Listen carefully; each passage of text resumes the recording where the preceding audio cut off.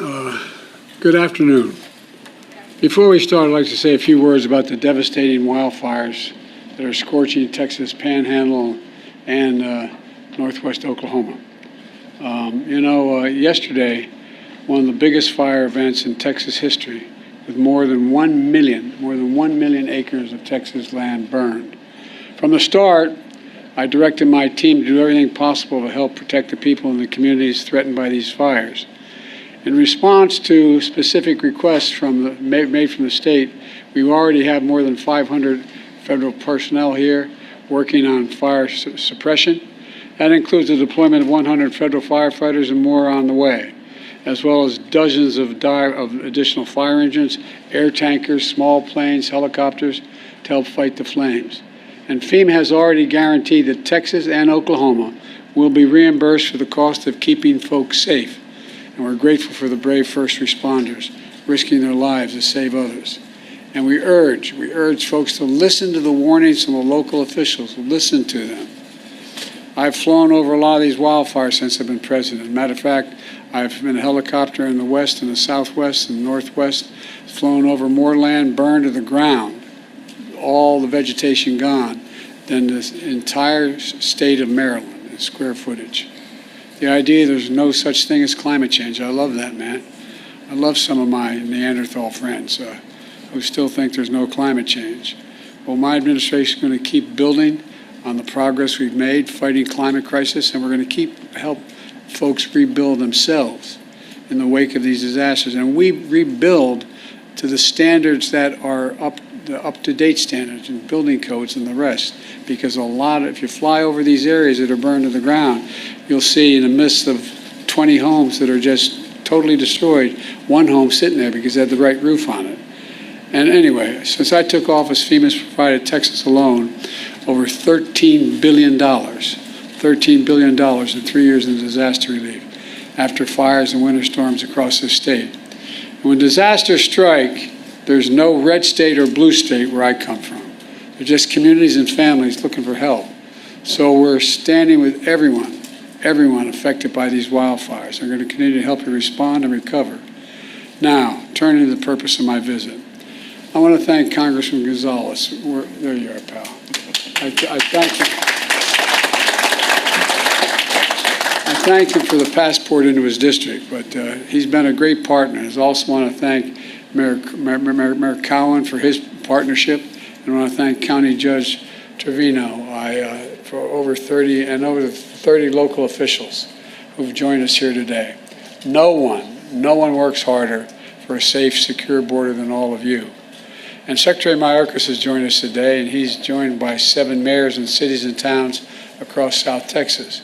4 county judges here from across the state. I told the county judge that I used to be a county official. It's the hardest job in American politics. You know why? They think you can do everything, you don't have the budget. So anyway. And the 2 leaders from the Texas legislature, State House Leader Trey is here, Trey Martinez Fisher, and the State Senate Leader Carol Alvadero. And all the other local officials that are here today, I want to say thanks. Folks, it's real simple. It's time to act. It's long past time to act. I just received a briefing from the Border Patrol at the border, as well as Immigration and Enforcement, Asylum officers, and they're all doing incredible work under really tough conditions. Really tough conditions. They told me what you already know, and we already know. They desperately need more resources. Say it again, they desperately need more resources. They need more agents, more officers, more judges, more equipment in order to secure our border. Folks, it's time for us to move on this. We can't wait any longer. Folks, on my first day as president, I introduced a bill I sent to Congress, a comprehensive plan to fix the broken immigration system and to secure the border. But no action was taken. Then months ago, my team began a serious negotiation in a bipartisan group of senators, leading conservative Republicans and progressive Democrats. And it resulted in a compromise bill. It's the toughest set of border security reforms we've ever seen in this country. It's pretty basic. With this deal, we could hire 1,500 additional border security agents, 1,500 additional officers, and between ports of entry, For the last 4 years, staffing has been roughly that, flat, just flat. Agents working overtime, spending long hours patrolling the border, making major sacrifices. And I know it takes a big toll on them and their families. That's why in December I signed a bill finally getting Border Patrol agents what I've been pushed by and reminded by the Congressman, overtime pay they deserve. And finally getting overtime pay. I mean, it's ridiculous it took this long. It was long past time, and I was proud to do it, but we need to do more. It's time to step up. It's time to step up, provide them with significantly more personnel and capability. We also need more immigration judges, help handle the backlog. There are 2 million cases, backlog of 2 million cases. This bipartisan deal would provide funding for 100 more immigration judges immediately. It would also establish new, efficient, and fair process for the government to consider asylum claims for those arriving on our border. Today, the process to get a decision on an asylum claim takes 5 to 7 years. Now, you all know it down here, but the people around the country don't understand it. It's far too long. You come in, you say I have a credible fear, and we've changed that standard to make it hard. We want to change, make it harder. And what happens? You say, well, okay, you can come in the country, but come back in 5 to 7 years, maybe as many as 8 years, and you'll get a hearing from before a judge to determine whether you can stay. This will encourage more people. This encourages more people to come to the country. If they get by the first, they got another 5, 7, 8 years before they have to do anything, because they know they cannot handle the caseloads quickly, and they'll be able to stay in this country in the meantime. With new policies in this bill, and the addition of 4,300 additional asylum officers, we'll be able to reduce that process to less than 6 months. That would have a serious deterrent effect on those coming north. When the criminal gangs say, we'll get you north, what's $8,000? They say, no, wait, let me get this straight. I'm going to go north. It's going to cost me probably closer to $8,000, I guess, $1,000 equivalent. And I'm going to get there, and in 6 months they may be able to get rid of me. I don't know, man. 6 months, 7 years, two different things. The person who's thinking about entering the United States understands the cases to be decided in a few weeks or months instead of 5 to 7 years. They're less likely to come in the first place. They're not going to pay the cartels thousands of dollars to make that journey. Knowing that, it will be turned around quickly. Look, then we also need more cutting-edge inspection machines to detect and stop fentanyl from entering the United States of America. A year ago, I stood at the border in El Paso, and I watched these machines at work. They were able to detect everything from fentanyl to weapons to people being smuggled in cargo containers. This compromised bill would provide an additional $424 million for 100 more of these machines and could save lives in the process. This compromised legislation will also give me as president, or the next president, emergency authority to temporarily shut down the border between ports of entry when the numbers of immigrants and migrants, overwhelm the border, straining the Border Patrol's ability to process them. At the same time, at our legal ports of entry, like here in Brownsville, we're making investments in infrastructure. My bipartisan infrastructure law is going to provide nearly $4 billion new dollars to boost security, to ease waiting times at land and ports of entry like Brownsville. And I want to thank again Congressman Gonzalez for helping me get that through and get it passed as the law.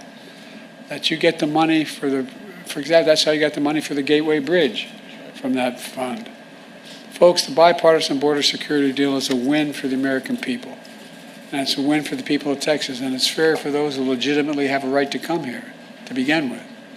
It's a win for the people of Brownsville, and I believe that's why the Border Patrol Union endorsed it. I believe that's why the National Chamber of Commerce endorsed it, not known as a Democratic organization with a capital D.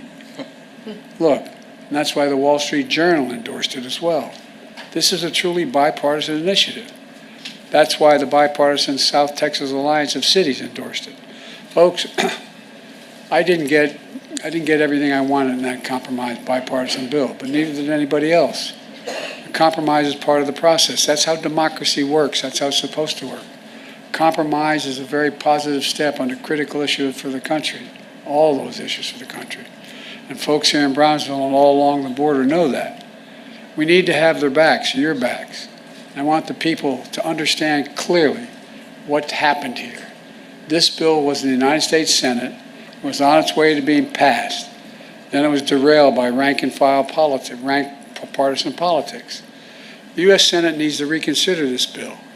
And those senators who oppose it need to set politics aside and pass it on the merits, not on whether it's going to benefit one party or benefit the other party. It's about whether it benefits the American people. It's what the American people deserve. And the Speaker of the House needs to put this bill on the floor, because if he put it on the floor unrestricted, it would pass. The majority of Democrats and Republicans in both houses support this legislation, until someone came along and said, don't do that, it'll benefit the incumbent.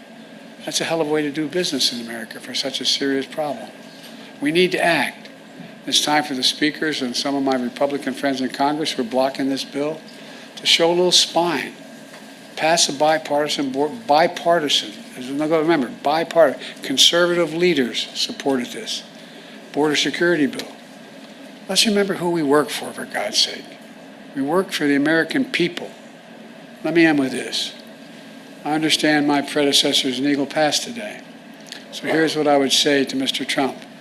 Instead of playing politics with this issue, instead of telling members of Congress to block this legislation, join me, or I'll join you in telling the Congress to pass this bipartisan border security bill. We can do it together. You know and I know it's the toughest, most efficient, most effective border security bill this country has ever seen. So instead of playing politics with the issue, why don't we just get together and get it done? Let's remember who the heck we work for. We work for the American people, not the Democratic Party, the Republican Party. We work for the American people.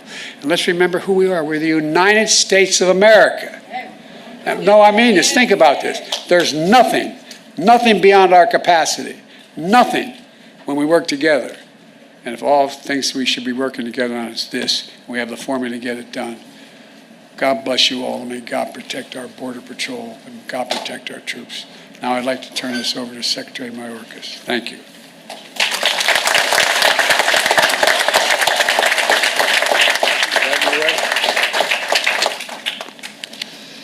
Good afternoon. At the outset, I want to echo the President's words about the tragic fires in Texas and Oklahoma. We in the Department of Homeland Security, especially our agency FEMA, are intensely focused on providing the support, resources, and assistance the impacted residents and communities need. We are grateful to the brave firefighters and other frontline emergency personnel as they combat the flames that continue to burn. Mr. President, thank you for visiting the men and women here at the border in Brownsville, Texas, who dedicate themselves to the safety and security of our country and the enforcement of our laws. The operational brief you received today demonstrated several crucial points. First, you were able to, once again, see up close the extraordinary talent, tireless dedication, and true heroism of our personnel who give so much of themselves every day, many at great personal risk, to secure our border, disrupt and dismantle dangerous cartels and smuggling operations, keep fentanyl out of our communities, rescue victims, and so much more. I'm incredibly proud of the men and women in and out of uniform who serve our country through their work for our United States Department of Homeland Security. Second, you heard about the dynamic and challenging phenomenon of irregular migration we face as our hemisphere and the world experience the greatest displacement of people since World War II. At times last year, 30% of the encounters across our entire southern land border occurred in this Rio Grande Valley sector. Today, we discuss the dramatic changes our partners in the South have helped bring about by increasing their enforcement before people reach the United States border. Third, you heard from DHS leadership about how resource-starved we continue to be. Only Congress can address our desperate need for more Border Patrol agents, field operations officers, immigration enforcement agents and officers, asylum officers, immigration judges, support personnel, facilities, and technology.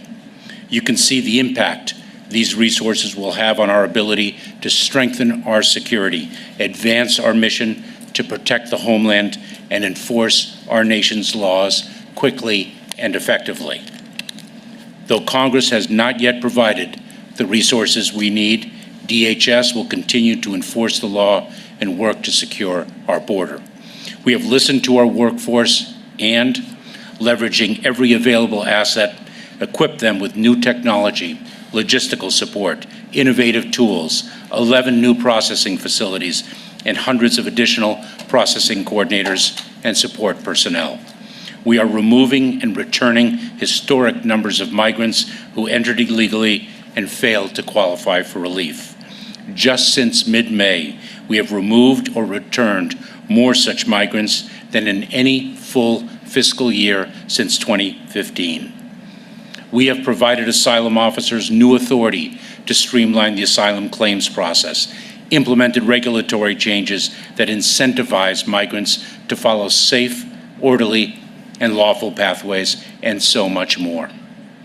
The importance of passing the bipartisan legislation to fix our broken immigration system and add much-needed resources cannot be overstated, nor can the heroism of our personnel who accomplish so much for our country with so much less than what they need and deserve.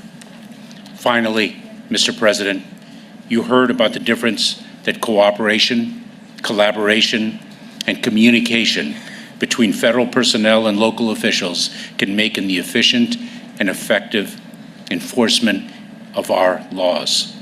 Unlike Texas Governor Abbott's efforts to undermine federal border enforcement, the leaders in Brownsville serve as a model of cooperation in addressing, together, the challenges that irregular migration present, all in the service of this community and our country. Thank you, Mr. President.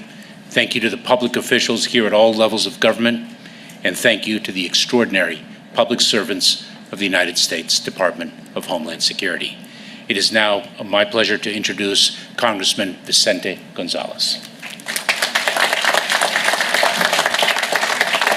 Thank you all so much for being here this afternoon. Thank you, Secretary Mayorkas.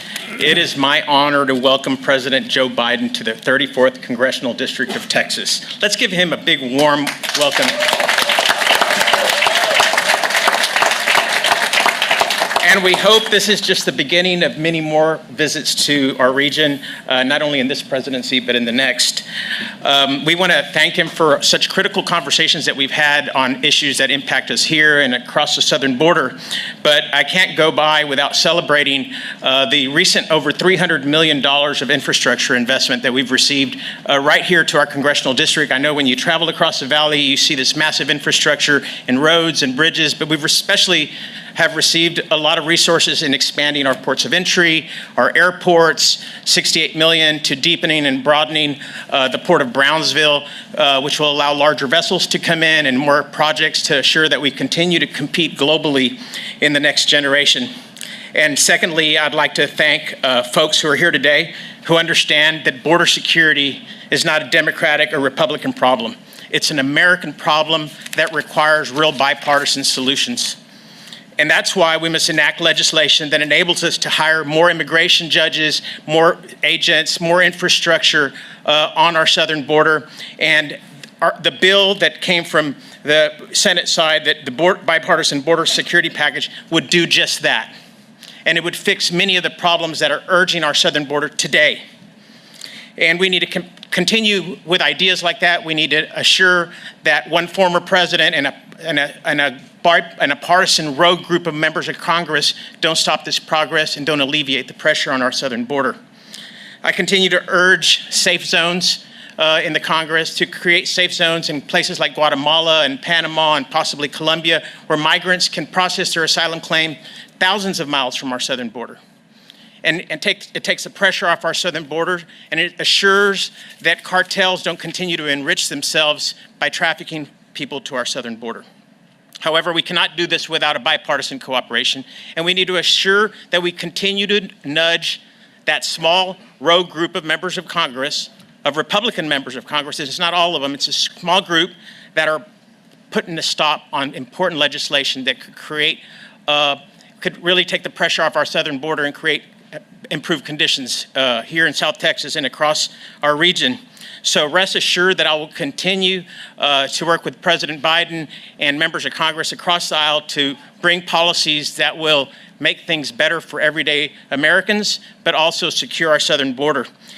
Thank you so much for being here. Thank you to all the stakeholders that are here, that joined us this morning. I could not be more proud than to have all of you here today. So God bless South Texas, and God bless the United States of America.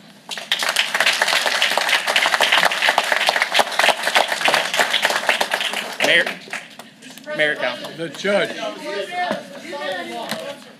Go ahead. Good afternoon, everyone. My name is John Cowan, and I am the mayor of the city of Brownsville. Mr. President, thank you for visiting our beautiful city, the largest city in the Rio Grande Valley. I believe I speak for all of the elected officials here when I say it's an honor to have you here. We stand united in our commitment to protect our communities, secure our border, and uphold our values. I'm a member of the South Texas Alliance of Cities, a group of mayors from South Texas communities. We work in partnership with the federal government, local law enforcement, and nonprofits to address the challenges created by the border issue. We understand the complexities, the diversity of thought on possible solutions, and the compelling need to ensure that immigration is not a wedge issue. As local leaders, we are responsible for our communities, our safety and well-being. We cannot play politics with this. I am proud of the work we have done in Brownsville to help people entering the country. Our approach, called the Brownsville Model, is as compassionate and humane as it is efficient. It prioritizes dignity and care. For 2 years in a row, Brownsville has been named one of the 20 safest cities in America. Mr. President, all of us here are overworked and understaffed. In Brownsville, we have assisted over 240,000 migrants since 2021. Our population is just below 200,000. From El Paso to San Antonio to Brownsville, we all need help. So do our federal partners. We cannot afford to wait. We need to pass the Senate's promising bipartisan border bill that you have championed. We've studied it, and it will give cities critical resources to respond humanely to the migrant challenge. Thank you for your leadership. It's a big deal to have the President of the United States in the Rio Grande Valley, and thank you all for visiting beautiful Brownsville, Texas. Thank you.